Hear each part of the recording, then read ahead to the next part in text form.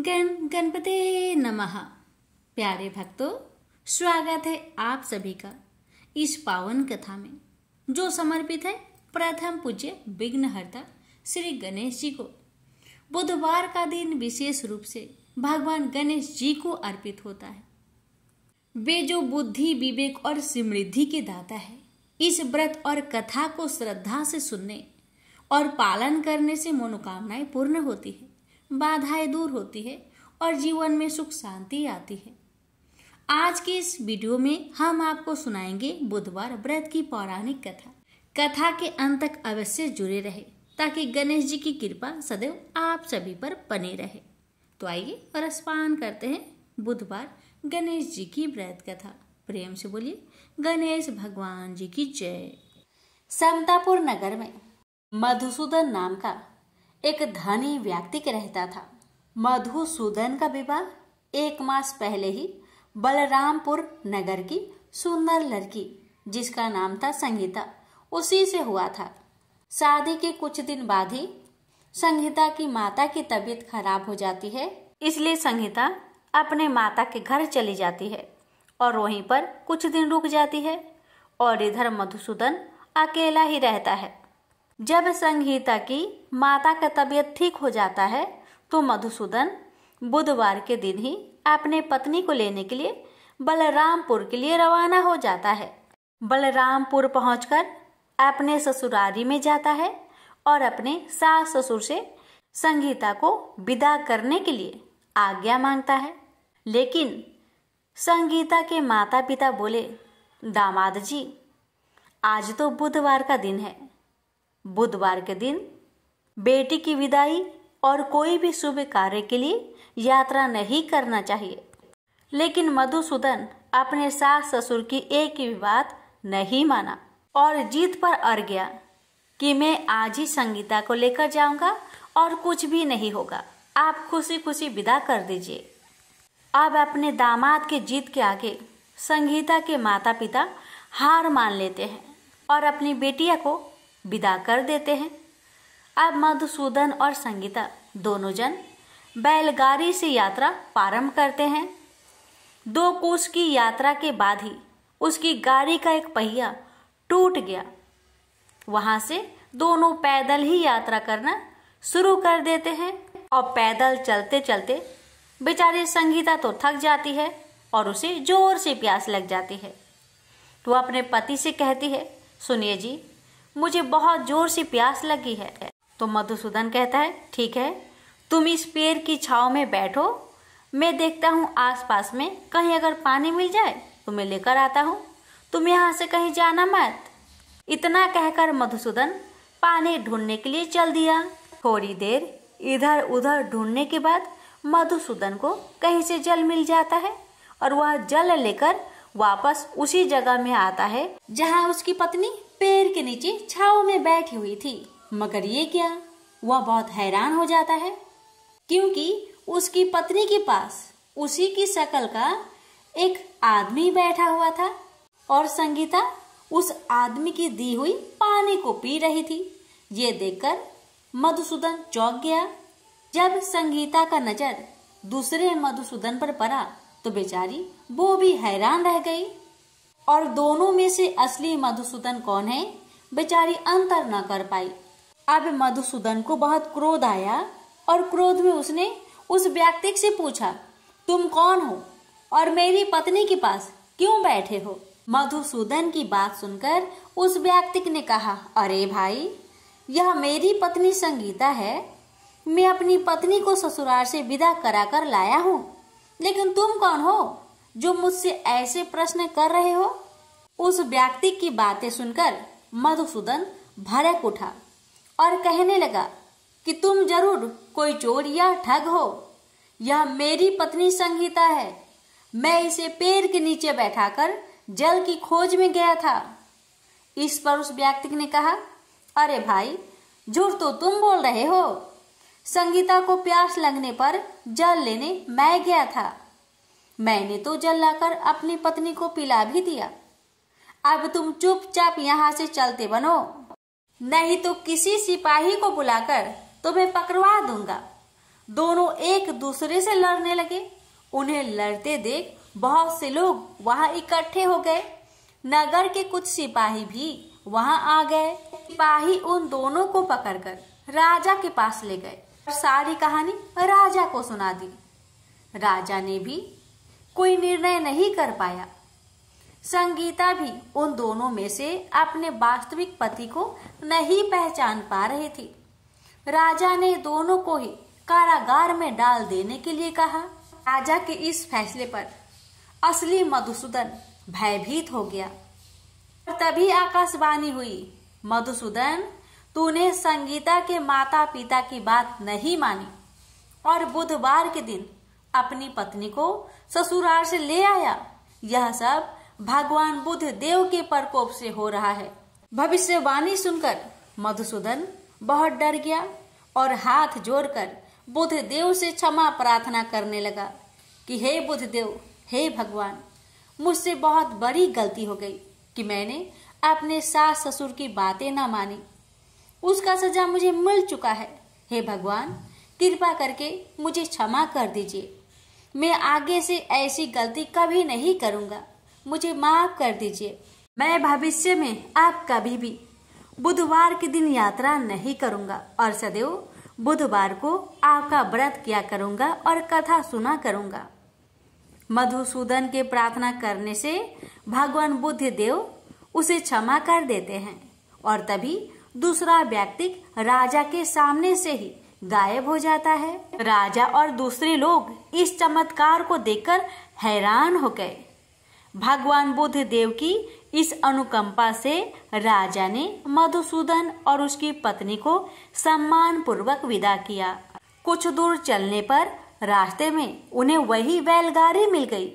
बैलगाड़ी का टूटा हुआ पहिया भी अपने आप जुड़ा हुआ था। दोनों उसमें बैठकर समतापुर की ओर चल दिए।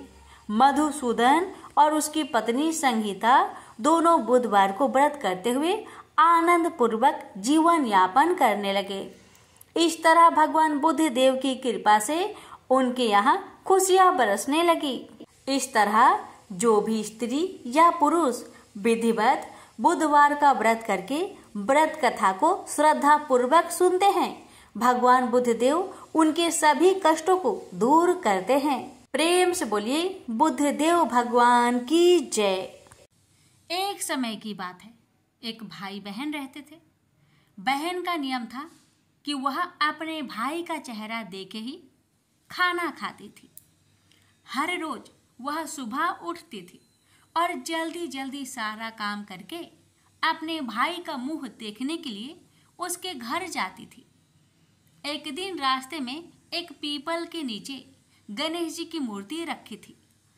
उसने भगवान के सामने हाथ जोड़कर कहा कि मेरे जैसा अमर सुहाग और मेरे जैसा अमर पिहर सबको दीजिए।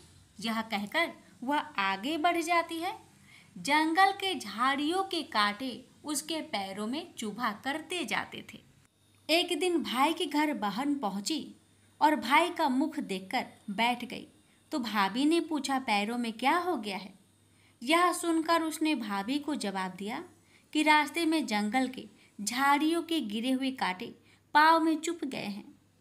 जब वह वापस अपने घर आ जाए तब भाभी ने अपने पति से कहा कि रास्ते को साफ करवा दो, आपकी बहन के पाँव में बहुत सारे कांटे चुभ गए हैं। भाई ने तब कुल्हाड़ी लेकर सारी झाड़ियों को काटकर रास्ता साफ कर दिया, जिससे गणेश जी का स्थान भी वहां से हट गया। यह देखकर भगवान गुस्सा हो गए और उसके भाई के प्राण हर लिए। लोग अंतिम संस्कार के लिए जब भाई को ले जा रहे थे तब उसकी भाभी रोते हुए लोगों से कही, थोड़ी देर रुक जाओ, उसकी बहन आने वाली है। वह अपने भाई का मुख देखे बिना नहीं रह सकती, उसका यह नियम है। तब लोगों ने कहा, आज तो देख लेगी पर कल कैसे देखेगी? रोज दिन की तरह बहन अपने भाई का मुंह देखने के लिए जंगल में निकली। तब जंगल में उसने देखा कि सारा रास्ता साफ किया हुआ है। जब वह आगे बढ़ी तो उसने देखा कि सिद्धि विनायक को भी वहां से हटा दिया गया है।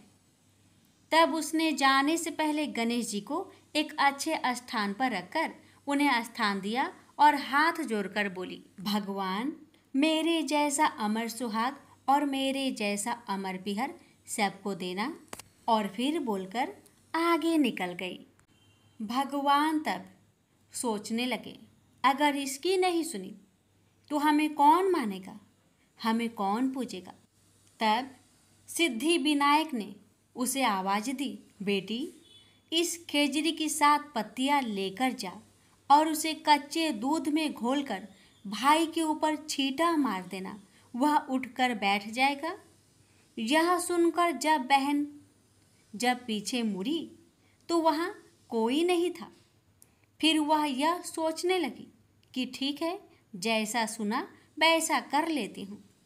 फिर वह 7 खेजड़ी की पत्तियां लेकर अपने भाई के घर पहुंची। उसने देखा वहाँ कई लोग बैठे हुए हैं।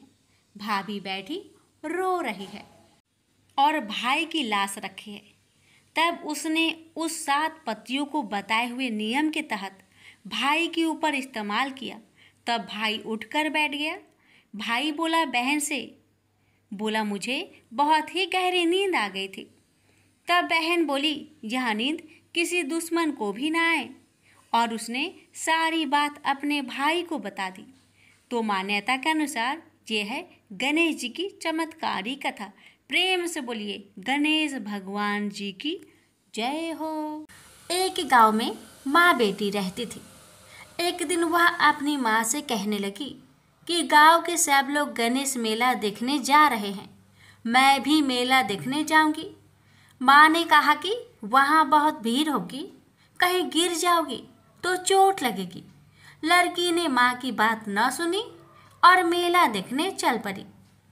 माँ ने जाने से पहले बेटी को 2 लड्डू दिए और 1 घंटी में पानी दिया। माँ ने कहा कि 1 लड्डू तो गणेश जी को खिला देना और थोड़ा पानी पिला देना, दूसरा लड्डू तुम खा लेना और बचा पानी भी पी लेना। लड़की मेले में चली गई। मेला खत्म होने पर सभी गांव वाले वापस आ गए, लेकिन लड़की नहीं आई। लड़की मेले में गणेश जी के पास बैठ गई और कहने लगी कि 1 लड्डू और पानी गणेश जी तुम्हारे लिए और 1 लड्डू और बाकी बचा पानी मेरे लिए। इस तरह कहते कहते सारी रात बीत गई। गणेश जी ये देखकर सोचने लगे कि अगर मैंने 1 लड्डू और पानी नहीं पिया तो यह अपने घर नहीं जाएगी। यह सोचकर गणेश जी एक लड़के के भेष में आए और उससे 1 लड्डू लेकर खा लिया और साथ ही थोड़ा पानी भी पी लिया। फिर वह कहने लगे कि मांगो, तुम क्या मांगती हो। लड़की मन में सोचने लगी कि क्या मांगू, अन्न मांगू या धन मांगू या अपने लिए अच्छा वर मांगू या खेत मांगू या महल मांगू। वह मन में सोच रही थी। तो गणेश जी उसकी मन की बात को जान गए। वह लड़की से बोले कि तुम अपने घर जाओ और तुमने जो भी अपने मन में सोचा है वह सब तुम्हें मिलेगा। लड़की घर पहुंची तो माँ ने पूछा कि इतनी देर कैसे हो गई। बेटी ने कहा कि आपने जैसा कहा था मैंने वैसा ही किया है। और देखते ही देखते जो भी लड़की ने सोचा था वह सब कुछ हो गया। प्रेम से बोलिए गणेश भगवान की जय। एक सास बहू थी। सास उसकी बहू को खाना नहीं देती थी। बहू रोज नदी पर जाती तो जाते समय घर से आटा ले जाती। नदी के पानी से आटा गूंथती। गणेश जी भगवान के मंदिर के दीपक से घी लेती, भोग में से गुड़ लेती, पास के शमशान में बाटी सेकती, बाटी में घी गुड़ मिलाकर चूरमा बनाती और गणेश जी भगवान के भोग लगाकर खुद जीम लेती। ऐसा करते बहुत दिन हो गए। यह देखकर गणेश जी भगवान को बहुत आश्चर्य हुआ और उन्होंने अपने नाक पर उंगली रख ली। बहू तो घर आ गई, परंतु जब दूसरे दिन मंदिर के पट खुले तो लोगों ने देखा गणेश जी भगवान की नाक पर उंगली है। तो मंदिर में भीड़ एकत्रित हो गई। गांव के लोगों ने हवन पूजा की, पर गणेश जी भगवान ने उंगली नहीं उतारी।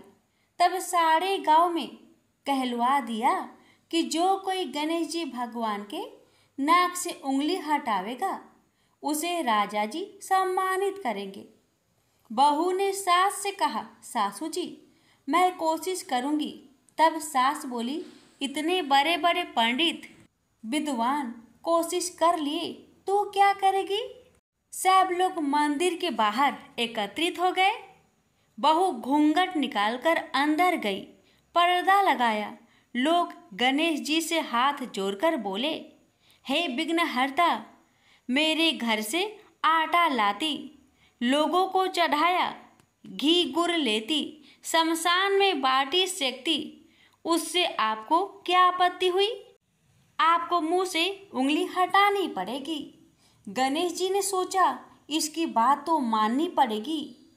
इसने पहले मेरे भोग लगाया, यह तो मेरी भक्त है।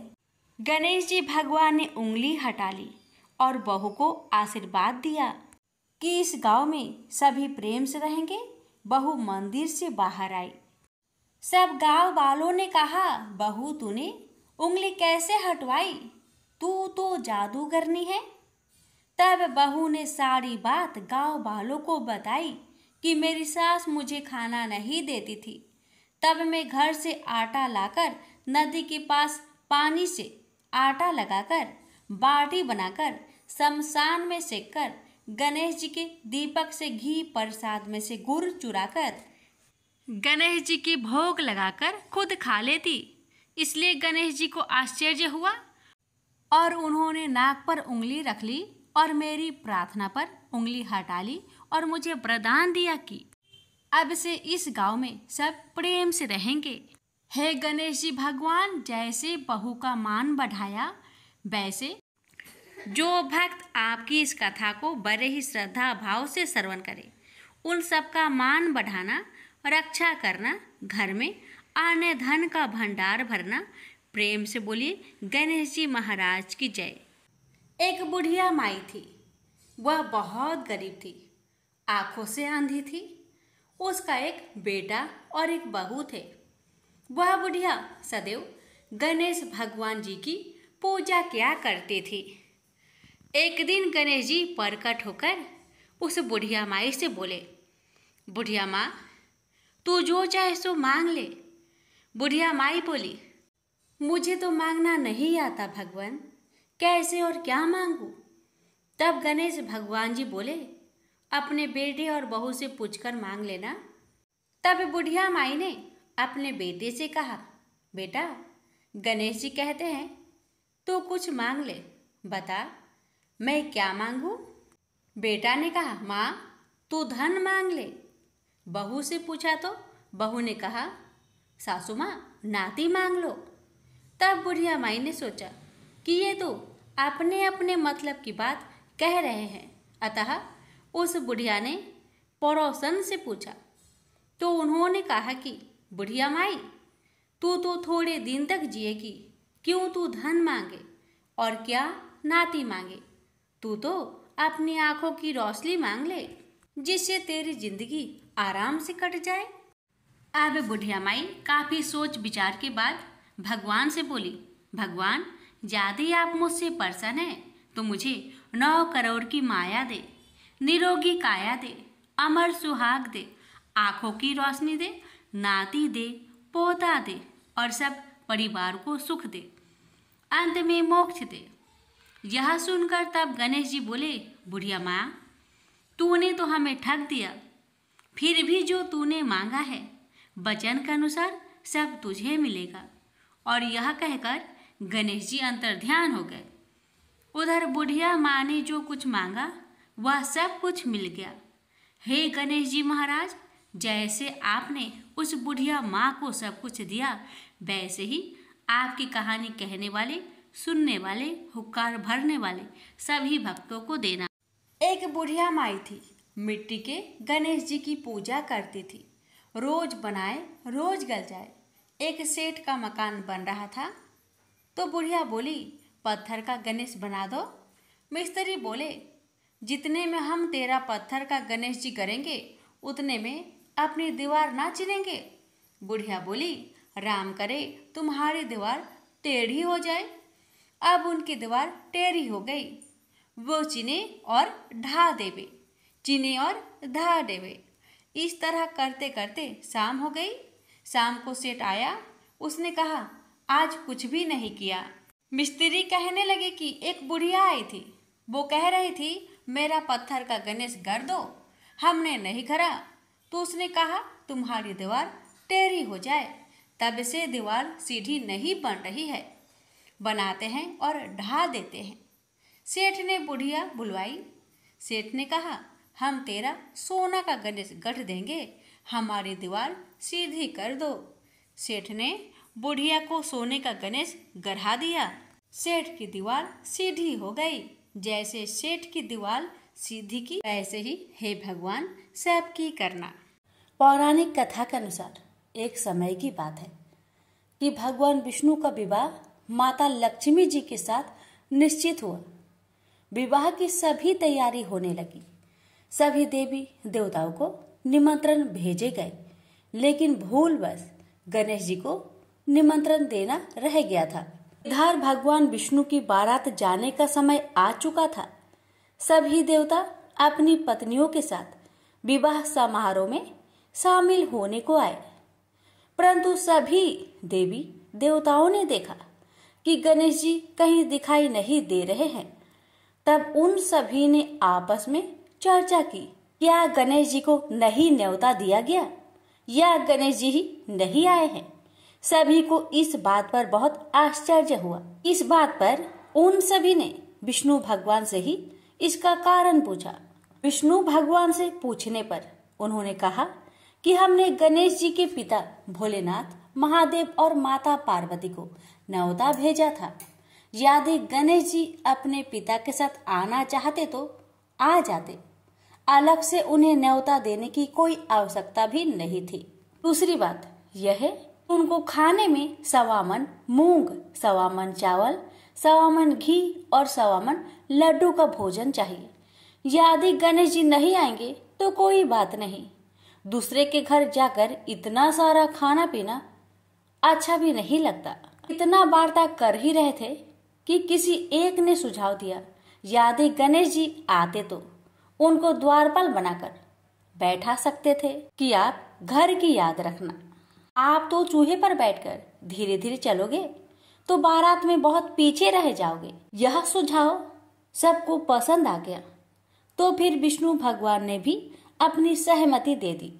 तब गणेश जी को निमंत्रण देकर आमंत्रित किया और उनको समझा बुझाकर घर की रखवाली करने को बैठा दिया गया। बारात चल दी। तब नारद जी ने देखा कि गणेश जी तो दरवाजे पर ही बैठे हुए हैं। तो वे गणेश जी के पास गए और रुकने का कारण पूछा। गणेश जी कहने लगे कि विष्णु भगवान ने मेरा बहुत अपमान किया है। नारद जी ने कहा कि आप अपनी मूषक सेना आगे भेज दो तो वह रास्ता खोद देगी, जिससे उनके वाहन धरती में धंस जाएंगे। तब आपको सम्मान पूर्वक बुलाना पड़ेगा। अब तो गणेश जी ने अपनी मूषक सेना को आदेश दिया, जाओ, और सेना ने जमीन पोली कर दी। जब बारात वहां से निकली तो रथों के पहिए धरती में धंसने लगी। लाख कोशिश की परंतु पहिए नहीं निकले। सभी ने अपने अपने उपाय किए परंतु पहिए तो नहीं निकले, बल्कि जगह जगह से टूटने लगे। किसी को समझ में नहीं आ रहा था कि अब क्या किया जाए। तब तो नारद जी ने आकर कहा, आप लोगों ने गणेश जी का अपमान किया, जिस कारण यह विघ्न आ रहे हैं। यदि उन्हें मनाकर लाया जाए तो आपका कार्य सिद्ध हो सकता है और यह संकट टल सकता है। शंकर भगवान ने अपने दूत नंदी को भेजा और वे गणेश जी को लेकर आए। गणेश जी का आदर सम्मान के साथ पूजन किया गया। फिर रथ के पहिए निकलने लगे और यह संकट टल गया। अब रथ के पहिए निकल तो गए परंतु वे टूट फूट गए थे, तो उन्हें सुधारे कौन। पास के खेत में एक हाथी काम कर रहा था। उसे बुलाया गया। खाती अपना कार्य करने से पहले श्री गणेशाय नमः कहकर गणेश जी की वंदना मन ही मन करने लगा। देखते ही देखते खाती ने सभी पहियों को ठीक कर दिया।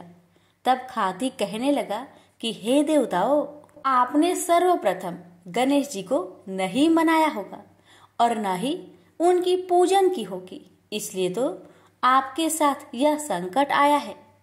मैं तो मूर्ख अज्ञानी हूँ, फिर भी पहले गणेश जी को पूजते हैं, उनका ध्यान करते हैं। आप लोग तो देवगण हैं, फिर भी आप गणेश जी को कैसे भूल गए? अब आप लोग भगवान श्री गणेश जी की जय बोलकर जाए तो आपके सब काम बन जाएंगे और कोई संकट भी नहीं आएगा। ऐसा कहते हुए बारात वहां से चल दी और विष्णु भगवान का लक्ष्मी जी के साथ विवाह संपन्न करा के सभी सकुशल घर लौट आए। हे गणेश जी महाराज, आपने विष्णु को जैसा कार्य सरियो ऐसा कार्य सबको सिद्ध करिजो। बोलिए गजानन भगवान की जय। भगवान श्री गणेश को तुलसी नहीं चढ़ती। इसके पीछे पुराणों में एक रोचक कथा मिलती है। एक समय में धर्मात्मज नाम के राजा हुआ करते। उनकी कन्या तुलसी यौन अवस्था में थी। अपने विवाह की इच्छा लेकर तीर्थ यात्रा पर निकल पड़ी। उन्होंने कई जगह की यात्रा की। एक स्थान पर उन्हें तरुणावस्था में भगवान श्री गणेश को तपस्या में लीन देखा। भगवान गणेश का रूप अत्यंत मोहक और आकर्षक था। तुलसी भगवान गणेश के इस रूप पर मोहित हो गई और अपने विवाह का प्रस्ताव उनके समक्ष रखने के लिए उनका ध्यान भंग कर दिया। भगवान गणेश ने स्वयं को ब्रह्मचारी बताते हुए तुलसी का विवाह प्रस्ताव ठुकरा दिया।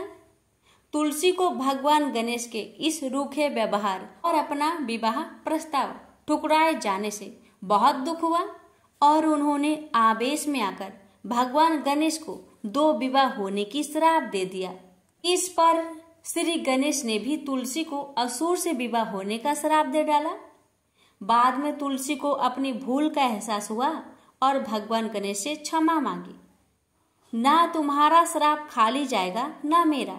मैं रिद्धि और सिद्धि का पति बनूंगा और तुम्हारा भी विवाह राक्षस जलांधर से अवश्य होगा, लेकिन अंत में तुम भगवान विष्णु और श्री कृष्ण की प्रिया बनोगी और कलयुग में भगवान विष्णु के साथ तुम्हें पौधे के रूप में पूजा जाएगा, लेकिन मेरी पूजा में तुलसी का प्रयोग नहीं किया जाएगा। प्रेम से बोलिए तुलसी माता की जय, गणेश भगवान की जय। एक गांव था जिसमें एक सेठ जी अपने परिवार के साथ रहते थे। सेठ जी का गांव के पास के ही शहर में बड़ा व्यापार था। सेठ जी गणेश जी की पूजा श्रद्धा एवं विश्वास से करते थे, जिससे सेठ जी के घर में अन्न धन के भंडार सदैव ही भरे रहते थे। उनके जीवन में किसी भी प्रकार की कोई कमी नहीं थी। नित्य प्रतिदिन नियम अनुसार रोज वो नदी पर नहाने जाते और आकर गणेश जी का पूजन करते, उन्हें भोग लगाते और फिर स्वयं भोजन करते थे। यह बात सेठानी जी को अच्छी नहीं लगती थी। वो धार्मिक नहीं थी और ईश्वर में इतना विश्वास नहीं रखती थी। एक बार सेठानी जी ने सोचा कि यह इतना गणेश जी को मानते हैं, गणेश जी की पूजा करते हैं, इससे होता क्या है? आज तो देखती हूँ वो कैसे गणेश जी की पूजा करते हैं। अगले दिन जब सेठ जी नदी पर नहाने जाते हैं तो सेठानी जी गणेश जी की मूर्ति को उठाकर मूर्ति को कपड़े से ढककर बगीचे में जमीन में दबा देती है। जब सेठ जी नदी पर से नहाकर घर आते हैं और देखते हैं कि गणेश जी की मूर्ति तो मंदिर में नहीं है, तो वो सेठानी से पूछते हैं, गणेश जी की मूर्ति मंदिर में नहीं है, कहाँ गई?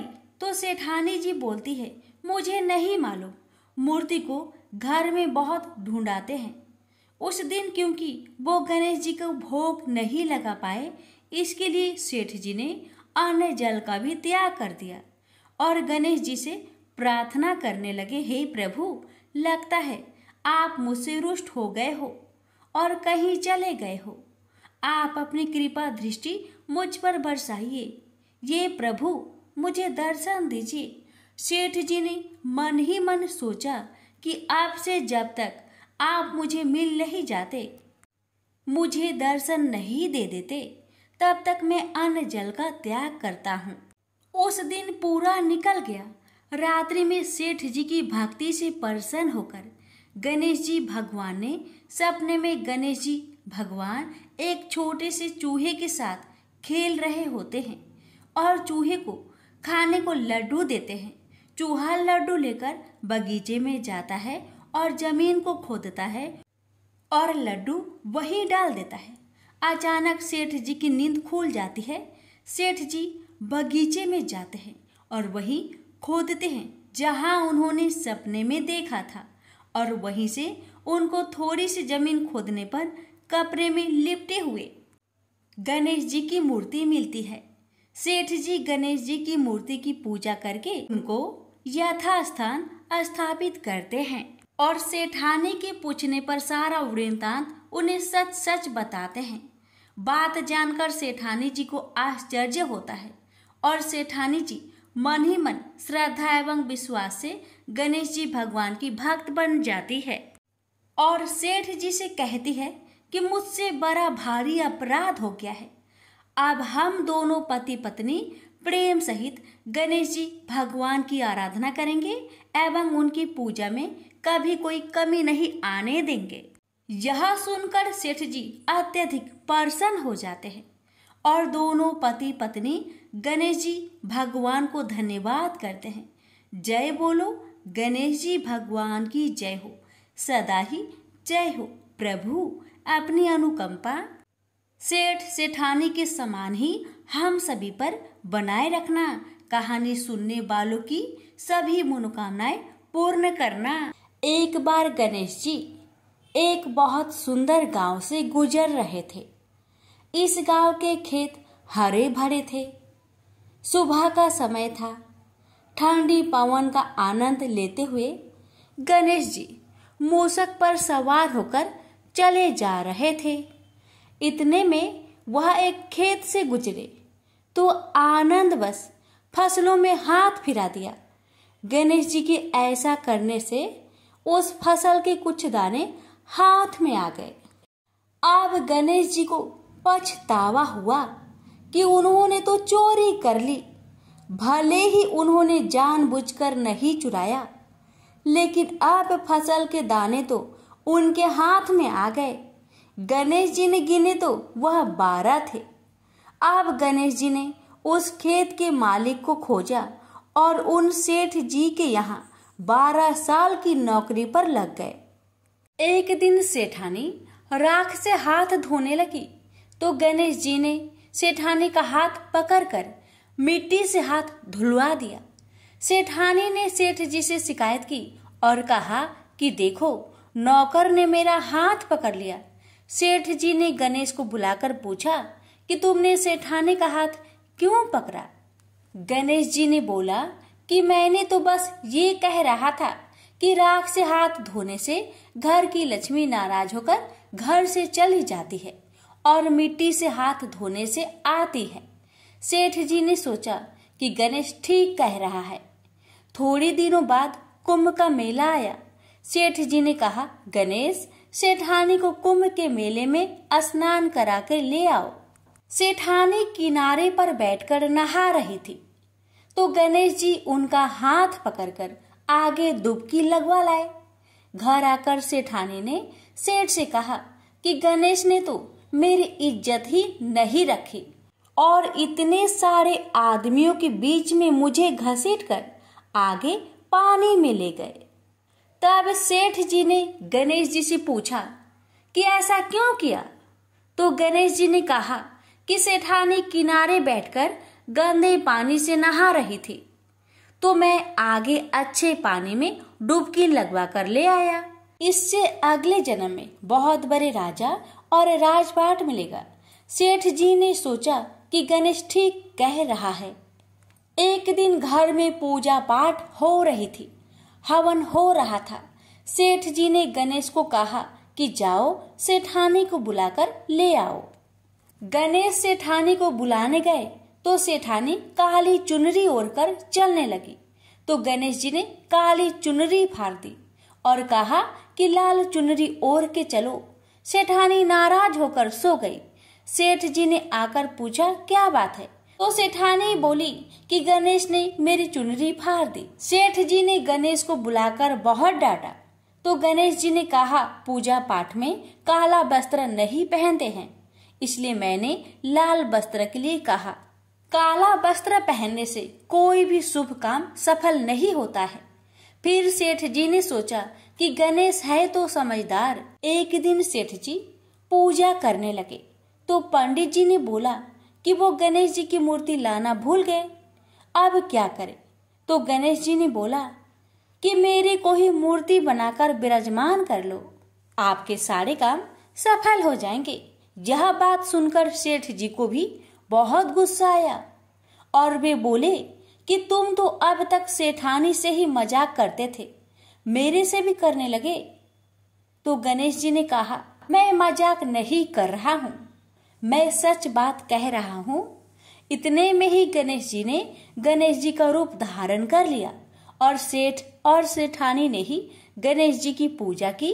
पूजा खत्म होते ही गणेश जी अंदर ध्यान हो गए। सेठ सेठानी को बहुत धोखा हुआ और उन्होंने कहा कि हमारे पास तो गणेश जी रहते थे और हमने उनसे इतना काम करवाया। तो गणेश जी ने सपने में आकर सेठ जी को कहा कि आपके खेत में से मैंने 12 अनाज के दाने तोड़ लिए थे, उसी का दोष उतारने के लिए मैंने आपके यहाँ काम किया था। सेठ जी की करोड़ों की माया हो गई। हे गणेश जी महाराज, जैसा सेठानी को दिया वैसा सबको देना, कहते को सुनते को और सारे परिवार को दे देना। जय श्री गणेश जी। एक बार पथवारी माता पाल और विनायक जी में झगड़ा हो गया। सब वापस में स्वयं को बड़ा बताने लगे। इतने में एक ब्राह्मण का लड़का आया। पाल, पथवारी, गजानन जी ने उसे रोका और कहा लड़के रुक जा और हमारा न्याय कर। लड़का बोला मैं कल वापस आऊंगा तब न्याय करूंगा। घर आकर लड़के ने माँ से कहा माँ मुझे कल पाल, पथवारी माता, विनायक जी का न्याय चुकाना है। तो माँ ने कहा बेटा सबको बड़ा बता देना। दूसरे दिन लड़का वहाँ गया और बोला पाल माता आप बड़ी हो, क्योंकि हर व्यक्ति आता है और स्नान ध्यान करके शुद्ध होकर जाता है और आप सबकी रक्षा करती हैं। हे पथवारी माता आप सबसे बड़ी हो, क्योंकि कितने भी तीर्थ धर्म ध्यान कर ले पर आपकी पूजा किए बिना उनका कार्य पूर्ण नहीं होता। आप जीवित को भी तारती हैं और मरने के बाद भी उद्धार करती है। पथवारी माता पथ की धारिणी, इसलिए आप बड़ी हो। अब विनायक जी से लड़का बोला सबसे पहले शुभ काम में आपको ही मनाया जाता है। आपको ध्याये बिना कोई काम सिद्ध नहीं होता, इसलिए आप बड़े हो। पाल माता, पथवारी माता, विनायक जी भगवान लड़के की चतुराई से प्रसन्न हो गए और बोले लड़के तुमने तो हम सबको बड़ा कर दिया, उसको सुखी रहने का आशीर्वाद दिया और जौ के दाने उसके अंगोछे में डाल दिया। लड़का सोचने लगा ये तो घाटे का सौदा रहा, सारा दिन खराब कर न्याय किया और इतने से जौ मिले। उदास मन से घर आकर अंगोछा एक कोने में डाल दिया। माँ ने अंगोछा उठाया तो उसमें से हीरे मोती बिखर गए। तो माँ बोली बेटा न्याय करके क्या लाया है। लड़का बोला माँ कोने में जो पड़ा है देख लो। वहाँ गई, देखा हीरे मोती का ढेर लगा है, हीरे मोती जगमगा रहे हैं। माँ अत्यधिक प्रसन्न हो गई। माँ ने बेटे को बुलाया और कहा बेटा आज तो पाल माता, पथवारी माता, विनायक जी भगवान आज तो हम पर प्रसन्न हुए हैं। माँ बेटे बहुत प्रसन्न हुए। हे भगवान जैसा पाल माता, पथवारी माता, विनायक जी भगवान ने लड़के को दिया वैसे सबको देना। कहानी कहने सुनने हुक्कार भरने वालों को सुख समृद्धि धन्य धान्य देना। प्रेम से बोलिए आल पथवारी विनायक भगवान की जय। बहुत समय पहले की बात है। किसी गांव के बाहर एक बरगद का पेड़ था, जिसके पास ही गणेश जी का एक छोटा सा मंदिर था। गांव में और मंदिर नहीं थे, इसलिए सब लोग इसी मंदिर में आकर पूजा किया करते थे। गांव में एक भिखारी भी रहता था। भीख मांगना ही उसका काम था। गांव छोटा सा था। भिखारी को काफी भीख नहीं मिलती थी, इसलिए यह और कोई उपाय न देखकर मंदिर के दरवाजे पर बैठने लगा। सोचने लगा कि लोग यहाँ धर्म करने आते हैं और नहीं तो सही पेट भरने लायक भीख तो मिल जाया करेगी। भिखारी दिन भर मंदिर के दरवाजे पर बैठा रहता और जब वहाँ किसी को आते देखता तो शिव शिव रटने लगता। इस तरह बेचारा दिन भर गणेश जी और शिव जी का नाम जपता रहता था, मगर शाम तक उसे भीख मिलती थी। फिर 2-4 मुट्ठी अन्न और कुछ फल मूल और कभी कभी 4-6 पैसे मिलते थे। हालांकि इतनी थोड़ी आमदनी से किसी की गुजर कैसे हो सकती है। फिर भिखारी को अपना ही नहीं बल्कि अपनी बेटी की भी चिंता करनी पड़ती थी। उसकी बेटी का नाम था कमला और वह बड़ी चतुर और बड़ी समझदार थी, मगर चतुराई और समझदारी से तो पेट की आग नहीं बुझती। उसे तो भोजन चाहिए, इसलिए कमला कभी कभी अपने बाप को भोजन पाने के लिए तंग करने लगती थी। उस वक्त भिखारी के दिल पर बड़ी चोट लगती। उसकी आंखें भर आती थी। वह चिंता के समुद्र में डूब उतरने लगता था। गर्मी के दिन थे, दोपहर का समय था। ऊपर आसमान और नीचे धरती धक धक जल रही थी। चारों तरफ सन्नाटा छा रहा था। ऐसे ही समय में महादेव पार्वती लोगों का सुख दुख देखने इस संसार में आए। चलते चलते वे उसी गांव में पहुंचे और गणेश जी के मंदिर के सामने से निकले। भिखारी उन्हें आते देख ओम नमः शिवाय की रटना रटने लगा। भिखारी की यह हालत देख पार्वती जी को बड़ी दया आई।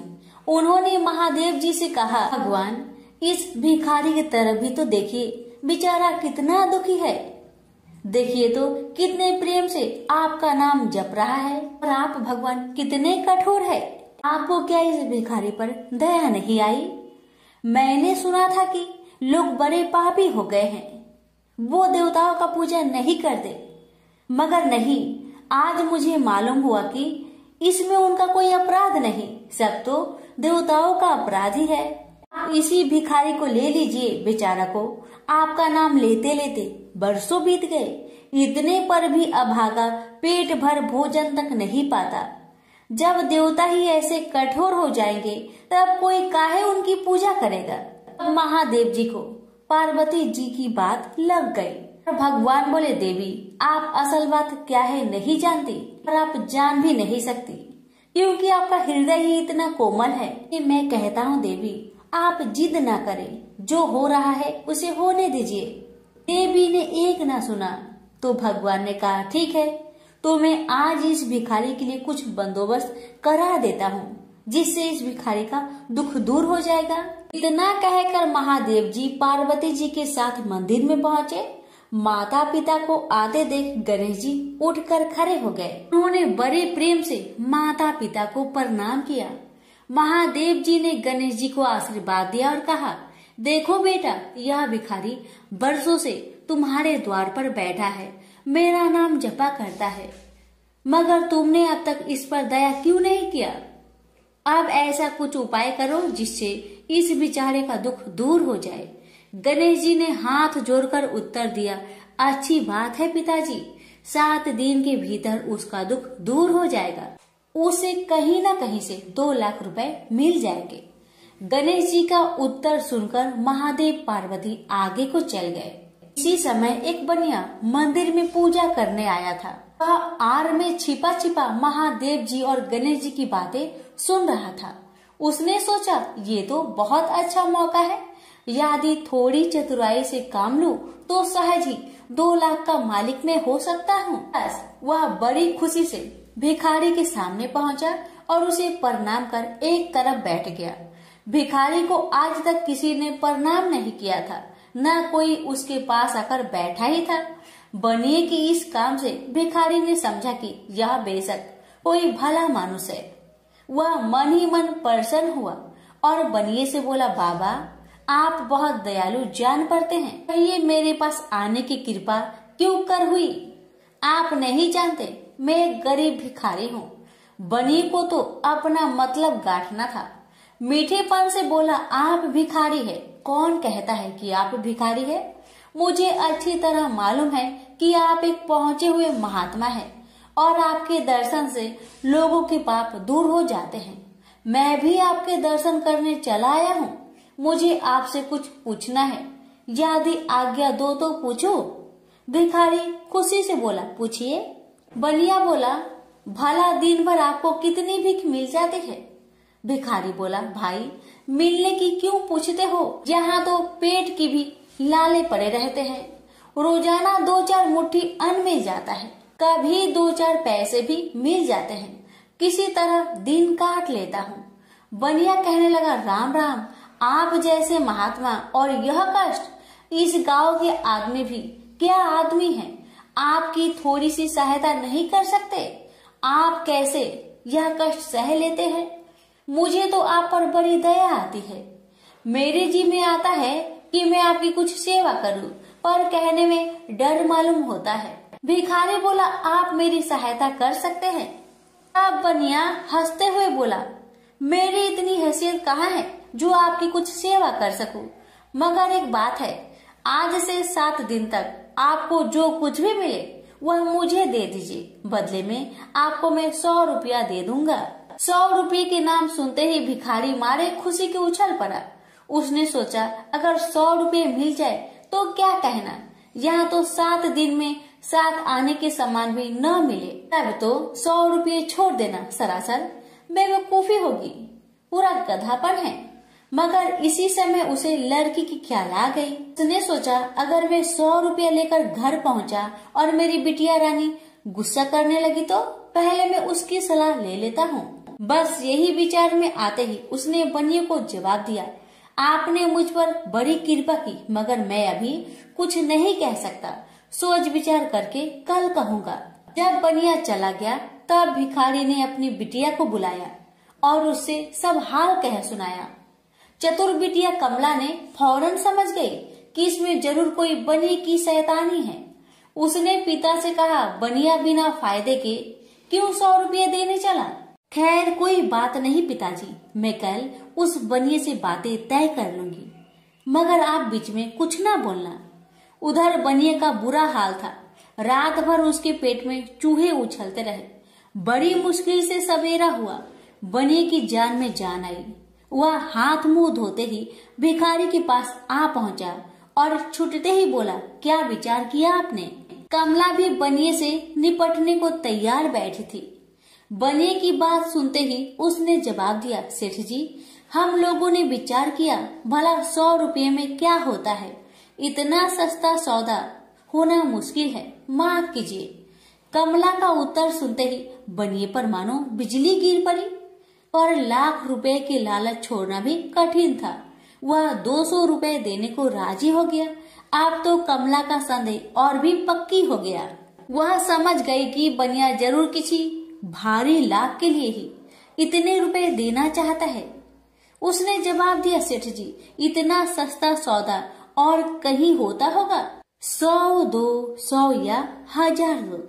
1000 में तो होता ही क्या है? जो चीज आप कौड़ियों में मोल खरीदना चाहते हैं वह लाख रुपए में भी सस्ती है।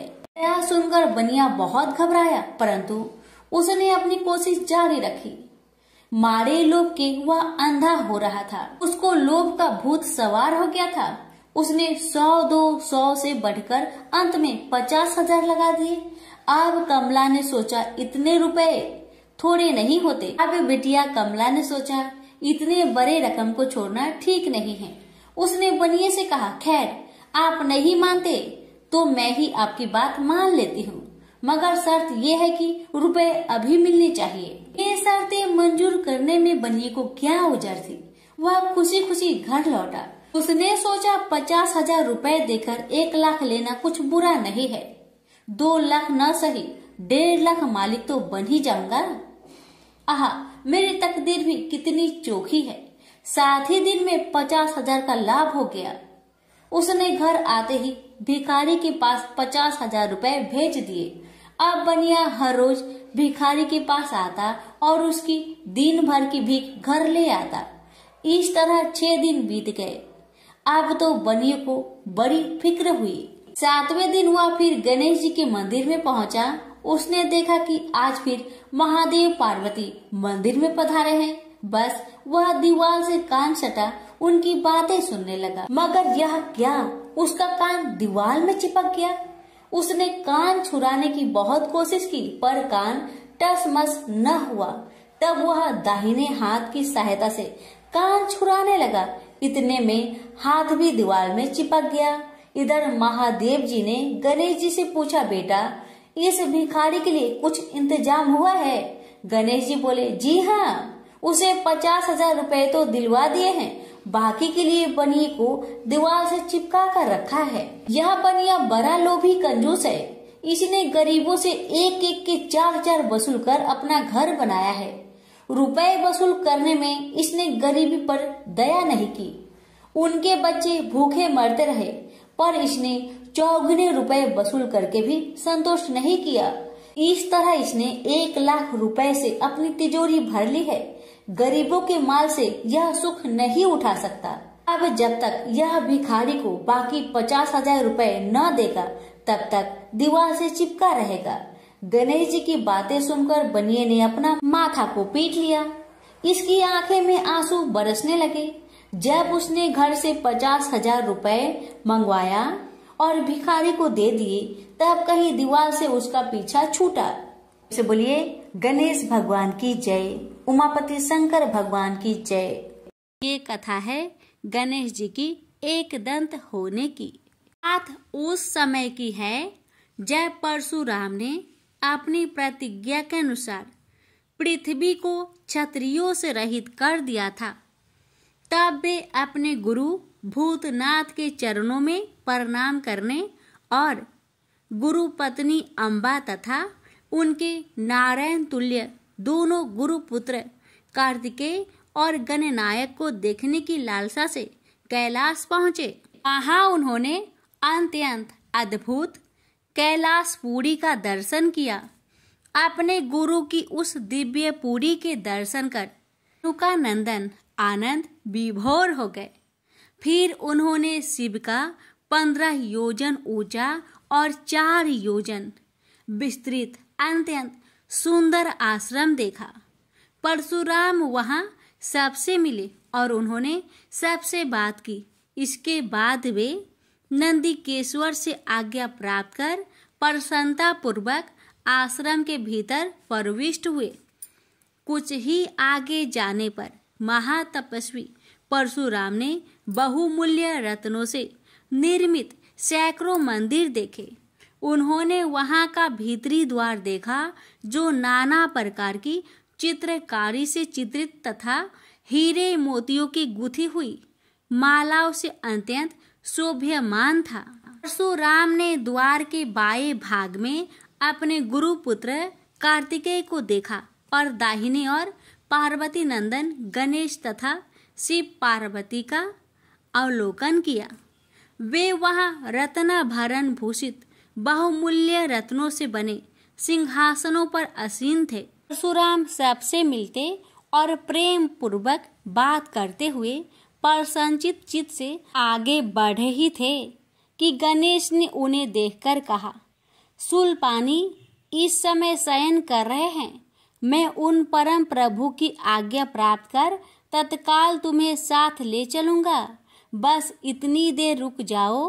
परशुराम ने गणेश के सम्मुख खड़े खड़े उत्तर दिया, बंधुवर, मैं अपने गुरु शिव व माता पार्वती के दर्शन करना चाहता हूँ। मैं उनके चरणों में प्रणाम कर अभी लौट जाऊंगा। गणेश ने उन्हें अनेक प्रकार से समझाते हुए कहा, इस समय भूतेश्वर शिव एवं माता पार्वती अंतःपुर में है, अतः एवं अभी आपको वहां नहीं जाना चाहिए। परम गुरुदेव शिव एवं माता पार्वती के चरण कमलों के दर्शन करने का मेरा सहज अधिकार है। परशुराम अपने आग्रह पर दृढ़ थे, किंतु गणेश उन्हें अत्यंत विनय पूर्वक समझाते रहे। मैं तो परम पिता शिव एवं माता पार्वती के दर्शनार्थ जाऊंगा ही। यह कहकर परशुराम आगे बढ़ना ही चाहते थे कि गणेश ने उन्हें रोक दिया। 21 बार पृथ्वी को क्षत्रियों से रहित करने वाले भृगु नंदन कुपित हो गए और उनका गणेश से विवाद ही नहीं हुआ, हाथापाई भी होने लगी। कुमार कार्तिकेय ने उन्हें समझाने का प्रयास किया, किंतु क्रोध परशुराम ने उन्हें धक्का दे दिया, जिससे वह गिर गए। शिव पुत्र गणेश ने उठकर परशुराम की उद्दंडता के लिए उनकी भर्त्सना की, तो क्रोध परशुराम ने अपना तीक्ष्ण परशु उठा लिया। तब गणेश ने अपनी सूंड बढ़ाकर उन्हें उसमें लपेट लिया और घुमाने लगे। गणेश की सूंड में लिपटे परशुराम सर्वथा असहाय और निरुपाय थे। गणेश के योग बल से परशुराम अस्तंभित रह गए। गणेश ने परशुराम को सप्तद्वीप, सप्त पर्वत, सप्त सागर, भूलोक, स्वर्गलोक, जनलोक, ध्रुवलोक, गौरीलोक और शंभुलोक में घुमाते हुए समुद्र में फेंक दिया। परशुराम समुद्र में तैरने लगे तो निरामयी गणनाथ ने उन्हें पुनः अपनी सूंड में उठा लिया और घुमाते हुए बैकुंठ धाम दिखाकर गोलोक धाम का दर्शन करा दिया। वहां परशुराम ने मंद मंद मुस्कुराते हुए बंसी विभूषित नव निरत श्री कृष्ण के साथ रासवेड़ी राधा का दर्शन किया, तो वे बार बार उनके मंगलमयी चरण कमलों में प्रणाम करने लगे। कुछ देर बाद परशुराम सचेत होकर पृथ्वी पर गिर पड़े। समय उनका प्रतिवादी मुख स्तंभ गणेश जी द्वारा किया हुआ स्तंभन भी दूर हो गया। तब उन्होंने अपने अभीष्ट देवता श्री कृष्ण के जगत गुरु शिव द्वारा प्रदत्त परम दुर्लभ स्रोत एवं कवच का स्मरण किया और संपूर्ण शक्ति से सूर्य की प्रभा के तुल्य तीक्ष्णतम अपने परशु से गौरी नंदन पर प्रहार कर दिया। गणेश ने अपने परम पूज्य पिता के अमोघ अस्त्र का सम्मान करने के लिए उसे अपने बाएं दांत से पकड़ लिया। शिव शक्ति के प्रभाव से वह तेजस्वी परशु गणेश के बाएं दांत को समूल काट कर पुनः रेणु का पुत्र परशुराम के हाथ में लौट आया। गणेश का दांत टूटते ही भयानक गर्जना हुई और रक्त का फवारा फूट पड़ा। मुंह से निकलकर रक्त से सना दांत भूतल पर गिर पड़ा। उस समय धरित्री कांप उठी। यह दृश्य कार्तिकेय, क्षेत्रपाल आदि पार्षद तथा शून्य में देवगण अत्यंत भयभीत होकर हाय हाय करने लगे। कैलाशवासी डर से मूर्छित हो गए। निंद्रापति सुधत्मा शिव की निंद्रा भंग हुई। बेटा यह क्या हुआ? दौड़ी हुई पार्वती आई तो उन्होंने अपने पुत्र गणेश के टूटे दांत तथा रक्त से सने हुए मुंह को देखा और देखा कि उनके हृदय खंड गणेश क्रोध शून्य परम शांत लज्जा से सिर झुकाए खड़े हैं। अत्यंत व्याकुल होकर उन्होंने स्कंद से पूछा, क्या बात है? यह कैसे हुआ? स्कंद द्वारा संपूर्ण वृत्तांत सुनकर पार्वती अत्यंत क्रोध हुई और अपने प्रिय पुत्र गणेश जी को सीने से लगाकर रोती हुई शिव से बोली, मेरे पुत्र गणेश और आपके शिष्य परशुराम में किसका दोष है? आप ही निर्णय करें। फिर माता पार्वती ने अपने सम्मुख परशुराम को शिव के प्रमोदक द्वारा चरण कमलों की निर्भयता पूर्वक सेवा करते हुए देखकर कहा, हे महाभाग राम, तुम योगियों के गुरु देवाधिदेव महादेव के शिष्य हो। तुम शुद्ध मन वाले हो। तुम्हारी अशुद्धता का कारण मेरी समझ में नहीं आ रहा। तुमने करुणामय गुरु से अमोघ परशु प्राप्त कर पहले तो उसकी क्षत्रिय जाति पर परीक्षा की और अब गुरु पुत्र पर परीक्षा की है। श्रुति गुरु दक्षिणा देने का निर्देश करती है और तुमने अत्यंत निर्दयता पूर्वक गुरु पुत्र का समूल एक दांत ही नष्ट कर दिया। अब इसका सिर भी काट डालो।